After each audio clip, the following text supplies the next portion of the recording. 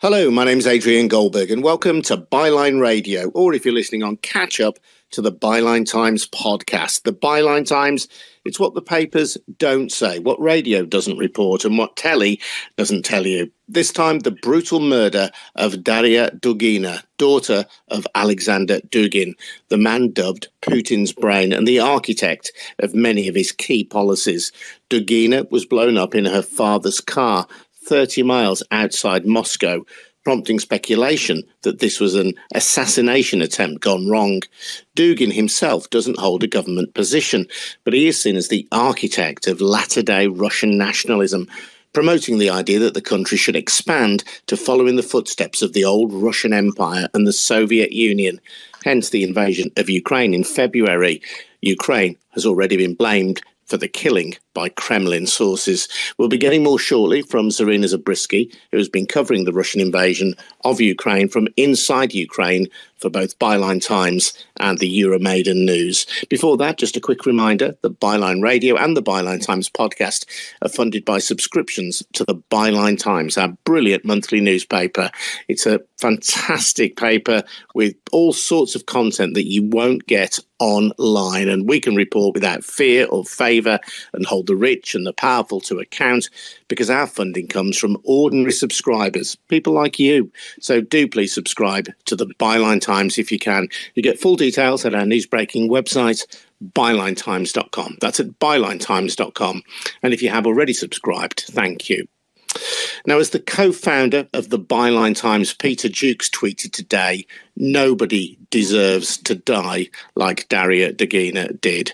Zarina Zabrisky is here, as I say, with us. So we'll take that as granted, Zarina, that this is an appalling, brutal assassination. And as Peter says, nobody should really die like this. But why is her death so important?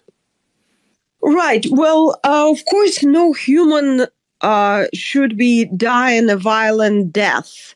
And as a person who's been reporting pretty much straight on from the month of March, from the beginning of the full invasion, full-scale aggression of the Russian Federation in Ukraine, I have witnessed and I have reported on many, many violent deaths throughout this time.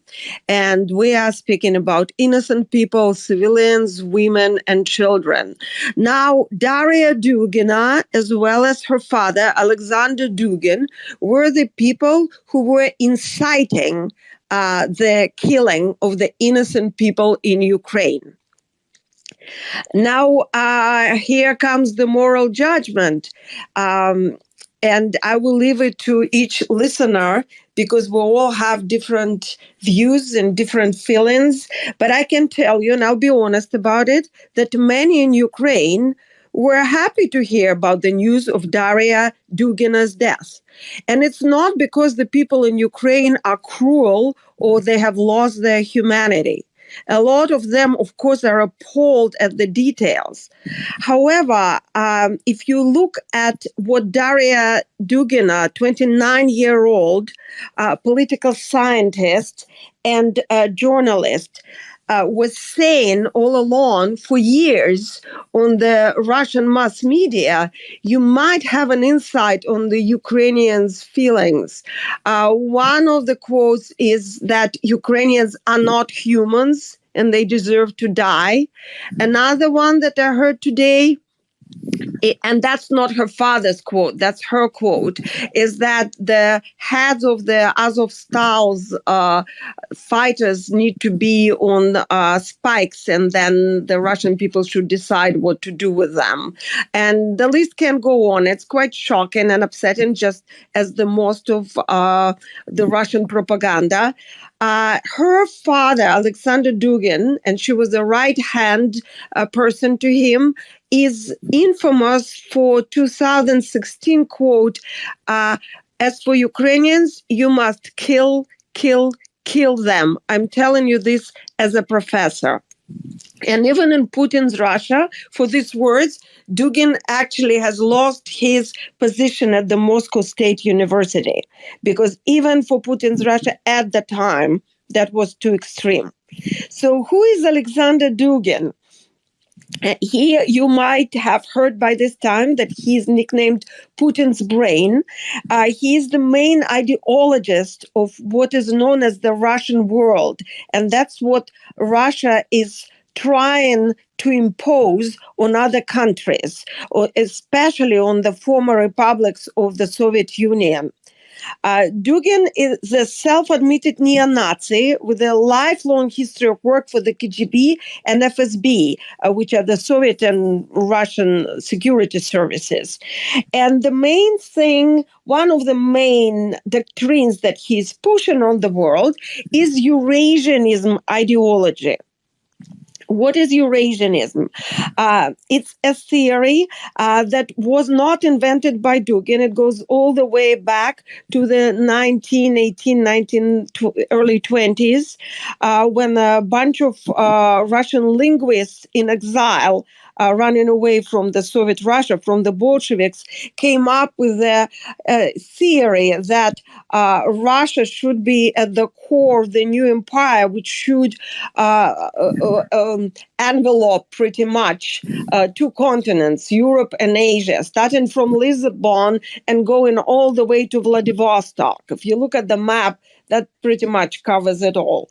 So this theory went through various transformations, and there are like a lot of thriller-worthy stories with the Eurasianists of the first wave, when the biggest KGB at the time, FSB, of course, or NKVD sting operation happened, and most of the first Eurasianists were shot or died in the Bolsheviks' prison.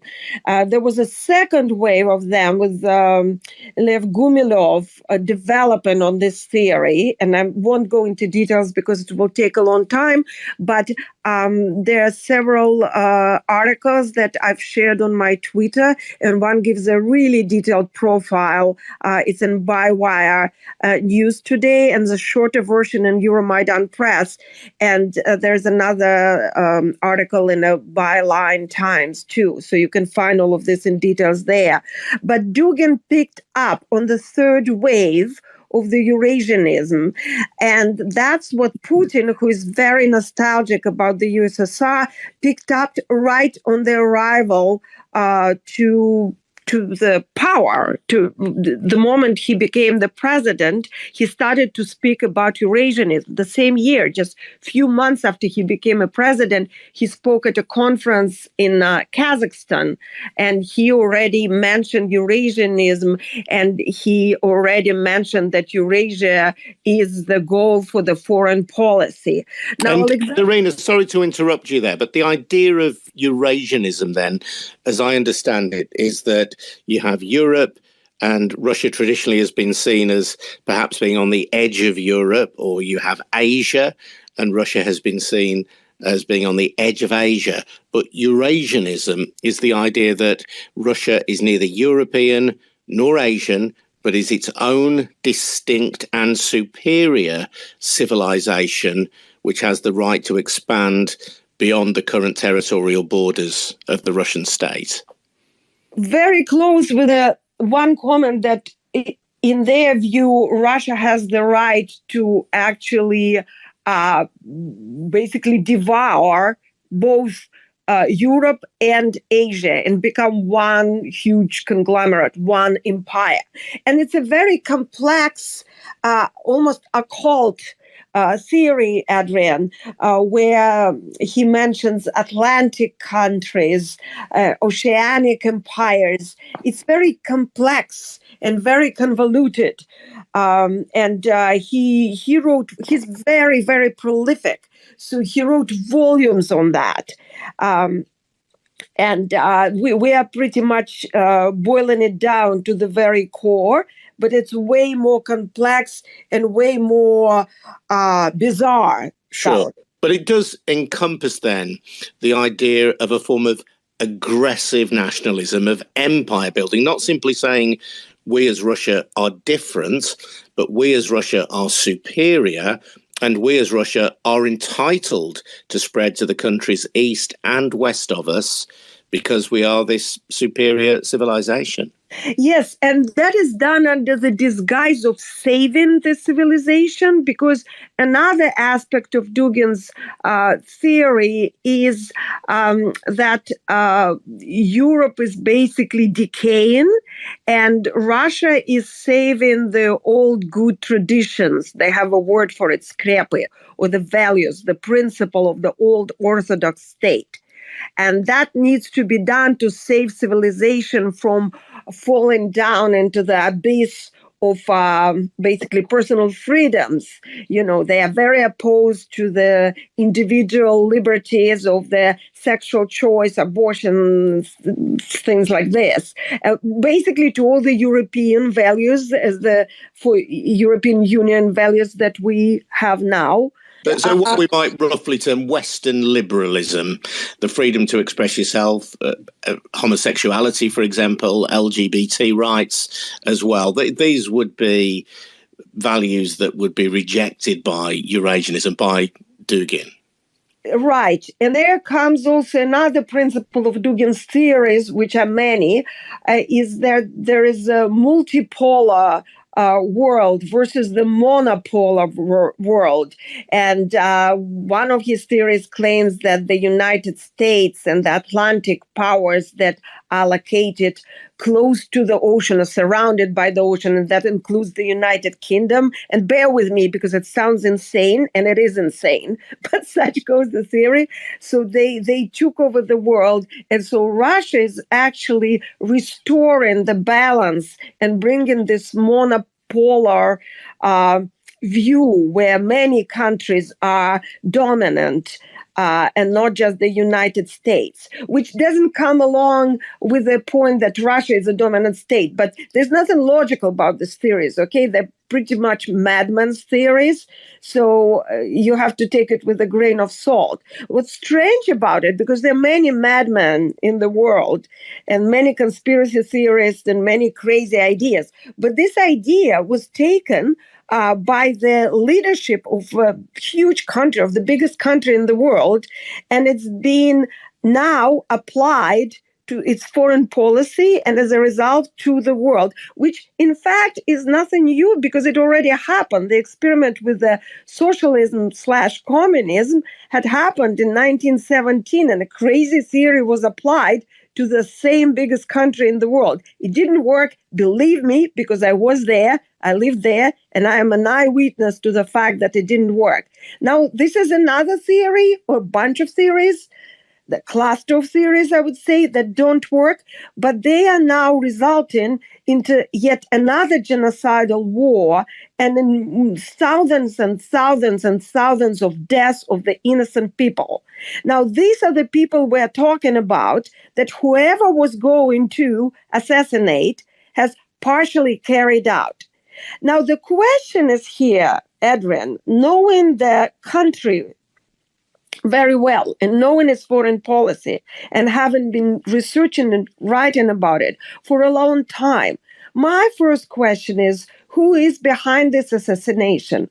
Of course, the Russian authorities, the Kremlin, the conservative, which are pretty much all of them, mass media outlets in Russia immediately scream Ukraine. However, this is not to be taken for granted, because in many and many occasions, a provocation like this would be carried out by the Kremlin itself in order to provoke or to run a false flag operation and blame Ukraine for that. Now, there are already a publication and a post by Tsargrad, and this is one of the outlets where Darya Platonova is her pseudonym, or Darya Dugina was writing for, is that we cannot tolerate the existence of Ukraine in this world. It's an infernal, evil empire, or not empire, country, and we should erase it from the face of earth and destroy it. So, as you could see, it appears very quickly the Ukrainian authority or Ukrainian government or no Ukrainian party has taken any responsibility for this assassination, but the assumptions are already being made immediately, and the revenge is being sought. And it's worth pointing out at this moment, Zarina, that Ukraine has officially denied any responsibility for this. An advisor to the President Zelensky, has said Ukraine has absolutely nothing to do with this because we are not a criminal state like Russia or a terrorist one at that. That's from Mikhailo Podolak, who's an advisor to President Zelensky. I mean, obviously, it's very difficult sitting here as I am in Birmingham in the UK, or where you are, albeit in Kyiv, to know exactly what has gone on. But that is Ukraine's official stance. But that perhaps is the fear that this is some kind of false flag operation in order to justify further retribution against Ukraine. It is very possible because Russia is very much into symbolism of the dates. Now, this date is very thought-provoking because the 19th and the 20th of August are very well known to any Russian, perhaps not of the latest generation, but of anybody anywhere from, say, 30, 40 and older. Because in 1991, there was a coup d'etat in St. Petersburg and Moscow, in Moscow mainly, but it was also felt in St. Petersburg, Leningrad at the time. No, wait, it was already St. Petersburg, it just changed, yeah. When a group of the former Soviet KGB officers grabbed the power and tried to reverse the country's political course back to the USSR. Well, they failed, but for two and a half, 3 days, everything was up in the air, and it was a critical moment in the development of Russia at this point. And many, many people who are nostalgic for the USSR, that includes Putin, and that includes self-admittedly Dugin, were very hung up on this date. That was the day when their hopes crushed. And Dugin spoke openly about that at the time and later. So that's one significance to this date of assassination. The other one is that 23rd and 24th of August are the days of independence of Ukraine. It's a big holiday. When I was here last year, in Odessa, there was huge parades and fireworks and people were singing, and it was such a happy occasion. Like everybody was out in the streets singing. It was just amazing. And it is a very, very meaningful occasion for most Ukrainians, let's put it this way. So, and we've talked a lot about Dugin himself, the father, who, if this attack was intended for him, we don't know that, of course, but he survived it. The suggestions that she died in his car and he only decided at the last minute not to travel in that car. Tell us a bit more about Darya herself then, because as you've described her, she was very much a chip off the old block, as we would say, complicit in many of his theories. Yes, she was not an innocent bystander and a little girl or a young woman who just happened to be there. No, they were coming back from one of their gatherings and conferences called Tradition, with a quite Italian name.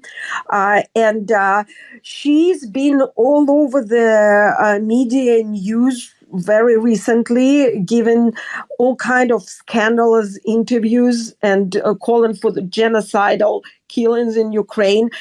For instance, one of her favorite quotes was that Bucha massacre was staged by the Americans and Ukrainians, and that Bucha location was picked for the name because it sounds just like butcher, and that was the word that Joe Biden, the president of the United States, used to describe Putin.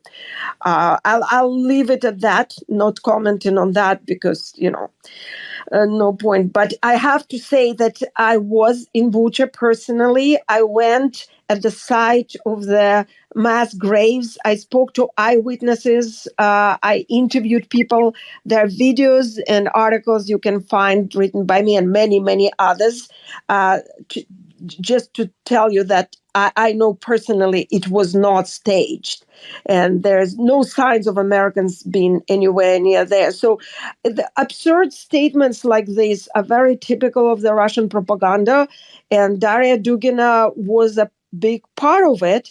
And for that, the United States and the United Kingdom put her and Alexander Dugin on the sanctions list. And on the UK sanction list, it was described as a frequent high-profile contributor. She was described as a frequent high-profile contributor of disinformation in relation to Ukraine and the Russian invasion of Ukraine, because she provided support for and promoted policies or actions which destabilize, undermine, and threaten the territorial integrity, sovereignty, and independence of Ukraine. Yeah, so she was, as you say, no innocent bystander. It was the father who was, if you like, the architect of Putin's nationalist expansionism, but she amplified his message. She portrayed the idea that Ukrainians were in some way less than Russians and were worthy of conquest. Yes, exactly. I mean, and these people, like I said in the very beginning of our talk, are responsible for thousands and thousands of lives of children and women. Although, of course, nobody should be assassinated. There shouldn't be violence.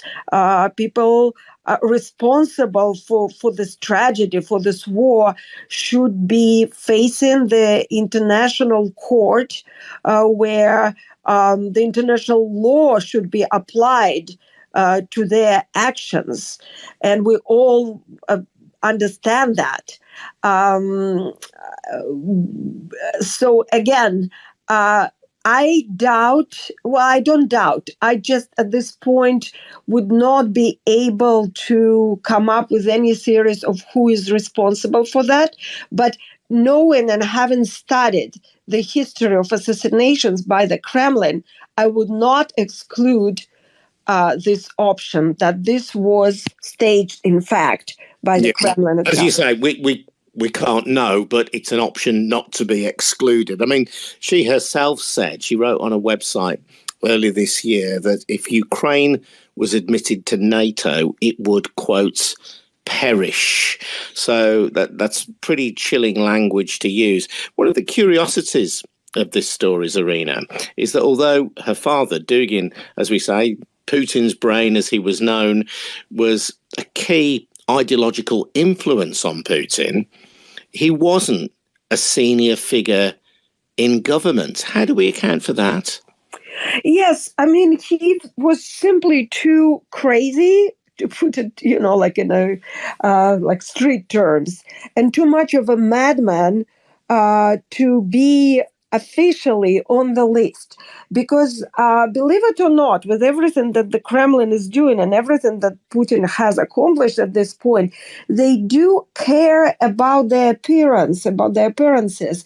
And if you've noticed, most of the officials, until very recently, and probably the Maria Zakharova of the foreign ministry, of Margarita Simonyan of RT, known as Russia Today, also are using this insane language recently. But if you go back to, say, 2016, they were still quite modest and moderate in language, and they were trying to sound official, diplomatic. They were still within the frames of, and using their vocabulary of the international diplomacy. Dugin already crossed the line, and it wasn't beneficial for the Russian government to have such an extreme person as a formal official representative. Now they have crossed the line, and it doesn't apply anymore because they all use this language. But the decision was being taken at the time when it was still a consideration. Yeah, so in a sense, it suited Putin to have Dugin, as it were, on a long leash, so that if he said something particularly outrageous, there was the possibility of deniability by the Kremlin. They could say, look, this guy isn't a senior government official, he's nothing to do with us, at the same time as absorbing his key messages, his ideology, as government ideology. Exactly. And there's actually another reason which is important to mention, and there's another side to Alexander Dugin's activities, and actually this concerns Darya Dugina as well, and I haven't had time to mention it yet. And that's the connection of Alexander Dugin with pretty much every neo-Nazi or ultra-right, alt-right, what they call themselves, movement in the world.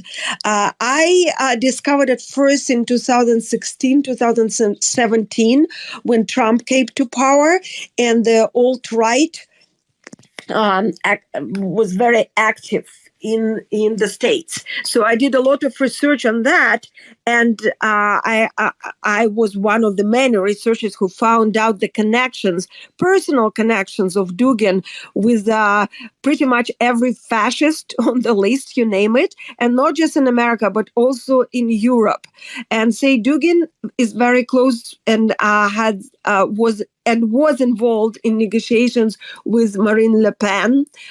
He was involved in Greek and Italian alt-right negotiations with the Kremlin. And when I said that Darya Dugina is also involved, she actually had an internship or studied in the Bordeaux University. And she was proficient in French, and she knew personally Marine Le Pen for years, as one of her colleagues from Tsargrad wrote in an obituary today. I'm just thinking, Zarina, if Ukraine had found some way to plant this car bomb, it would perhaps be a propaganda coup for them. I say this not lightly, recognising that a human being, albeit a pretty vile human being, as you've described her, has lost their life. Ukraine would be able to say this was a propaganda coup if it had killed her or had got close to killing her father, because it would show how far they are reaching into Russian territory. And of course, we've seen the shelling recently of resorts in Crimea, which has been annexed by Russia since 2014. So if Ukraine had done it, presumably they'd be seeking to maximize that, to perhaps put some fear into the Russian government that they are perhaps closer than they might like to think. Well, I wouldn't want to go that path. I mean, it's not impossible, just as many other options are not impossible. However, I personally, from everything I've seen, right, and it's my personal opinion, right, I'm not representing any of my publications. It's just me as a journalist and as a researcher and a person who's been here for a while. I don't think it's in Ukraine's interest, because Ukraine has been an official, formal line of the government of the Ukraine is to play fair. The European values are very important on the list of the on Ukrainian government, and that's my impression. That having been said, of course, there are guerrillas and there are partisans, and they have been known to assassinate collaborators in the occupied parts of Ukraine, and that is a fact. So, to sum it up, I don't think that the Ukrainian government has anything to do with it. It just doesn't sound or look or feel like something they would do at this point. But there are independent partisan or guerrilla organizations, and they could have done it because they are known to assassinate collaborators. And just as we know as well, in Germany at the time of Hitler, there were people who were opposed to him who sought to assassinate him. So we can't rule out either the possibility that the attack was carried out by anti-Putin forces, but anti-Putin Russian forces, perhaps guerrillas acting independently. That's very possible. And I also want to say something so it puts it into perspective. While I see a lot of comments, there were 2 articles that I produced today and one from before, from I think 2018 or so. And of course, there are comments and people are commenting. And I understand that, it's a humane response to say, oh, somebody's kid is being killed. Of course, it's brutal and it's horrifying. It's horrifying even to me. However, just at the time when I received the news of the assassination of Darya Dugina, I received a note from one of my contacts in Zaporizhia, where I spent several days talking to people and spent half a day at the refugee center where people were arriving from occupied territories. And we have mentioned that before in our conversation. And they were covered in mud, and there were children there. And it's a horrifying sight. So the person who was helping me out around this site wrote to me today and said that today a woman died waiting at the filtration point, trying to get from the Russian occupied territories to Ukraine, to her, from her home to her home country. And all in all, there were 11 people within the last week who died just waiting in the heat from dehydration. Some were blown up by the mines that they stepped in the fields, because Russians are putting their mines that are not allowed by any convention. And I want to bring these people in, and this woman who just died today at the same time as Darya Dugina. And that woman was just a civilian woman, possibly from a village or from a small town, who has nothing to do with any propaganda. And there are hundreds of deaths like this every day in Ukraine, and nobody speaks about them. And it's not a big deal, and they are not trending on Twitter or anywhere else. And I want to bring them up, and I want to say that Darya Dugina was responsible, just as her father, for these hundreds and thousands of deaths. So when we are looking at all of this, we need to take into perspective many, many angles of this horrific war. And I don't have any conclusion to that. But definitely this assassination, this murder or this death is very important.